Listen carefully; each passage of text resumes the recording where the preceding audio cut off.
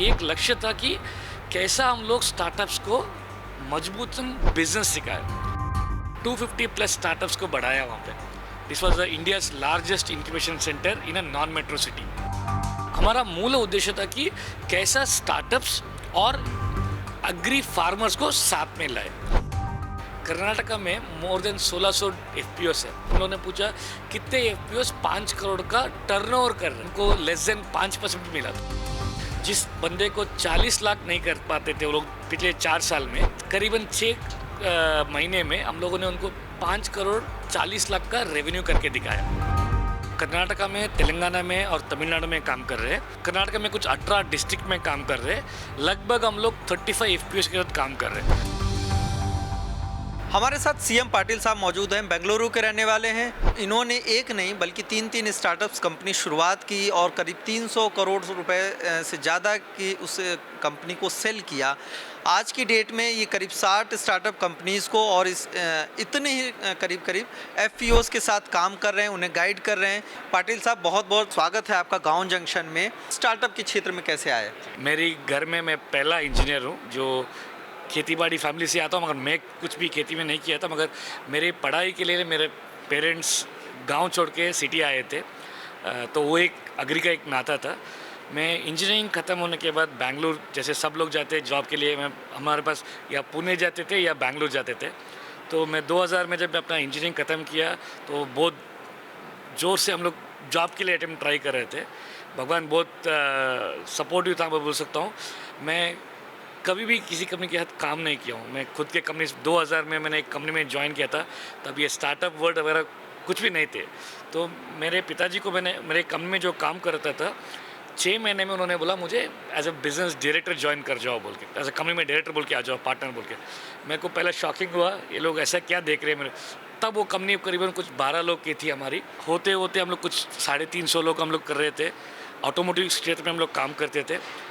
Business मैंने ऐसे सीखा है।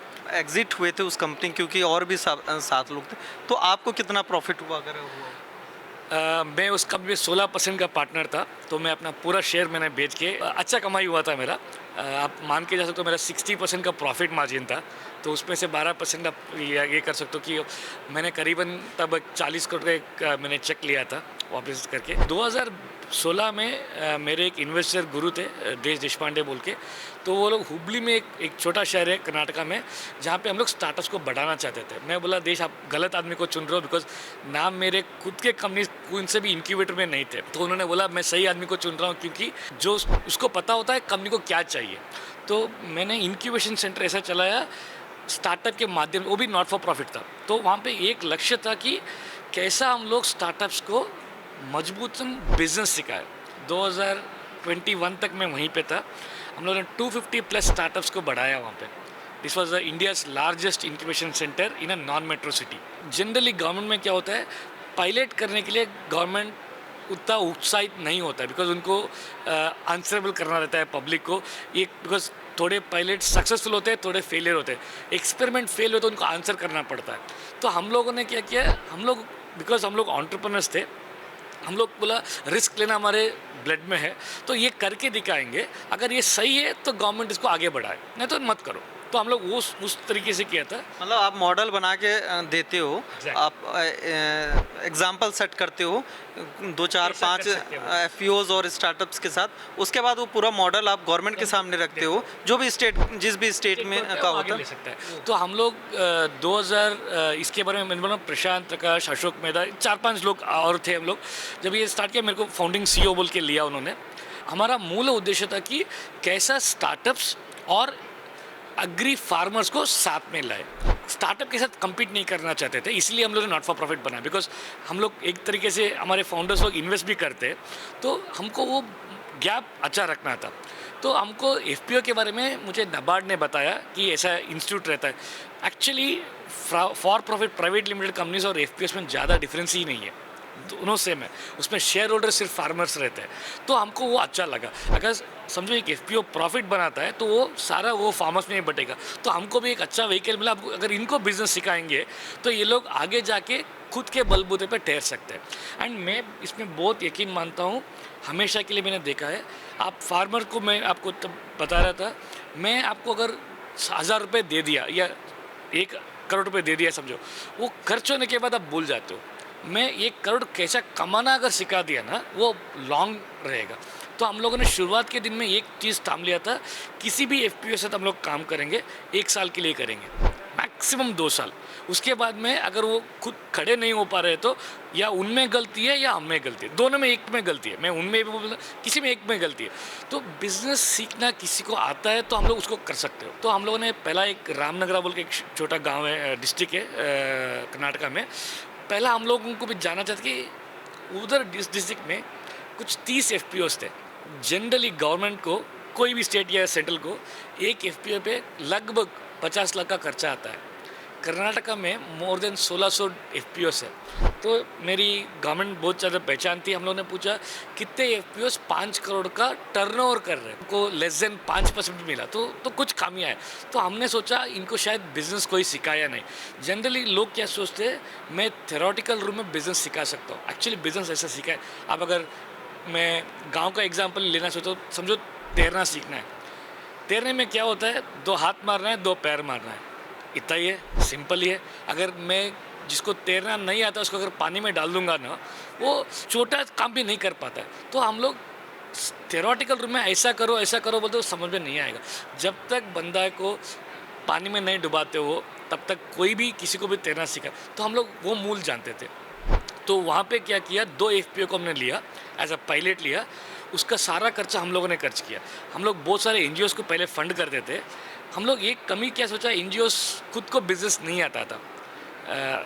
तो जब फंड खत्म होता है तो प्रोजेक्ट खत्म होता है, तो हमको वो नहीं करना था।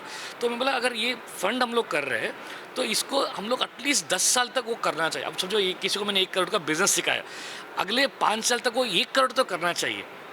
आगे भले ही ना बढ़े, एटलीस्ट 1 करोड़ का तो बिजनेस तो करना चाहिए उसको। तो हम लोग उस पर विश्वास किया।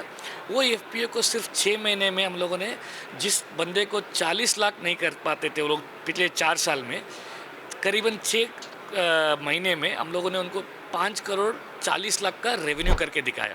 तो बाद में हम लोग इसको थोड़ा बढ़ा के कुछ 30 एफपीओ के साथ काम किया। लास्ट ईयर हम लोग नाबार्ड के साथ जुड़ के एक्सेलरेटर प्रोग्राम बोल के हम लोग पहली बार इंडिया में इंक्यूबेशन सेंटर तो पॉपी किया होगा।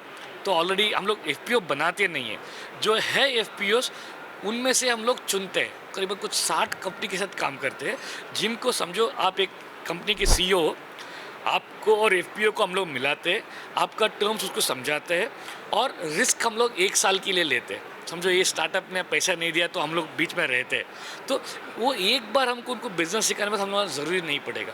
तो ये सारा ट्रांजैक्शन जो होता है एफपीओस और वो कंपनी के बीच में, हमारे बीच में, हम लोग सिर्फ इनको बिजनेस सिखा रहे हैं। मतलब जो एफपीओज हैं, जो उनके प्रोडक्ट्स हैं, वो आप डायरेक्ट कंपनी से उनको टाई अप करवा देते हो, जहाँ पे वो सेल कर सकें और प्रॉफिट बना सकें। अगर साल भर में वो कंपनी उनको उतना रेवेन्यू नहीं दे पा रही है तो आप बीच में एफपीओज की मदद करते हैं। हम लोग क्या बोलते हैं, मैं समझो आप एक एग्जांपल ले सकते हो, कोकोनट का एग्जांपल ले लो। अभी कोकोनट के खरीदार लोग बहुत लोग रहते हैं। ये एफपीओस को ज़्यादातर क्या होता है, उनको मार्केटर्स को नहीं पता नहीं। हम लोग उनको ढूंढ के ला के 3 कस्टमर हम लोग देते हैं और चौथा मैं उसको ढूंढने के लिए बोलता हूँ। मैं थोड़ा प्रेशर करता हूँ, आप चौथा आप ढूंढो। मैं बताता हूँ मैंने ये 3 कैसे लेके आया, बिकॉज मैं शुरुआत से कुछ भी एग्री बिजनेस नहीं किया हूँ। जब नॉन एग्री बिजनेस वाला एग्री बिजनेस के लिए सिखा सकता है तो आप क्यों नहीं कर पाते हो।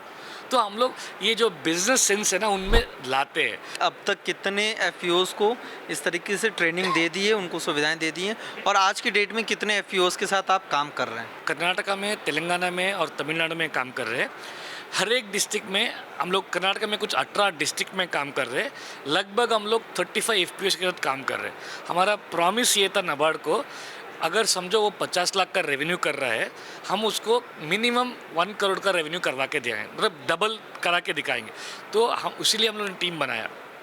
तो ये 30 एफपीओस मिला के करीबन 120 करोड़ का रेवेन्यू किया है। पाटिल साहब, एक सवाल और कि आप आज की डेट में कितने स्टार्टअप्स को हेल्प कर रहे हैं, और अगर कोई स्टार्टअप या एफपीओ चाहता है कि वो आपसे मदद ले तो कैसे आपसे संपर्क कर सकते हैं? तो एक्चुअली हम लोग सारे स्टेट में कभी काम नहीं कर रहे, सिर्फ 3 स्टेट में काम कर रहे हैं। हम लोग क्या करते हैं, वो अपना वेबसाइट को जा सकते हैं।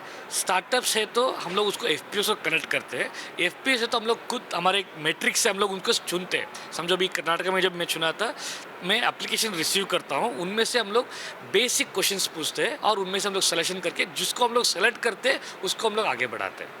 तो कितनी कंपनीज और एफपीओज के साथ आप काम कर रहे हैं? हम लोग कुछ 60 स्टार्टअप के साथ काम कर रहे हैं, करीबन 40 एफ के साथ काम कर रहे हैं कर्नाटका में। तेलंगाना में हम लोग कुछ 12 कंपनी के साथ काम कर रहे हैं और 4 एफ के साथ काम कर रहे हैं। ये बाकी स्टेट्स में आने का है अभी या नहीं है? हमको आएंगे, हम लोगों को ये मॉडल प्रूव करना है, इसको स्केल कैसा करना है बोल के, बिकॉज इसमें पैसा बहुत खर्च होता है। जो भी स्टेट इसको आमंत्रण कर, बिकॉज ये नॉट फॉर प्रॉफिट कंपनी है, तो जब एक गवर्नमेंट न्योता देता है तो हमको आने के लिए बहुत ईजी हो जाता है। तो ये थे पाटिल साहब जिन्होंने जो अभी स्टार्टअप कंपनीज़ और ख़ास तौर पे एफपीओज़ जो फार्मर ऑर्गेनाइजेशन होते हैं उनके लिए काम कर रहे हैं, उनको हेल्प करते हैं। अगर आपको भी आप एफपीओ चलाते हो और कैसे बिज़नेस करना है, कैसे समझना है, ये चीज़ें आपको जाननी है तो आप पाटिल साहब के कृषि कल्प की वेबसाइट पे जा सकते हो। वहाँ पे कांटेक्ट आपको नंबर मिल जाएगा, आप वहाँ संपर्क कर सकते हैं, आप उनसे सीधे संपर्क भी कर सकते हैं। गांव जंक्शन के लिए हिमांशु मिश्र। गांव जंक्शन को सभी सोशल मीडिया प्लेटफॉर्म्स पर फॉलो करें। व्हाट्सएप चैनल और जीमेल आईडी पर भी संपर्क साध सकते हैं।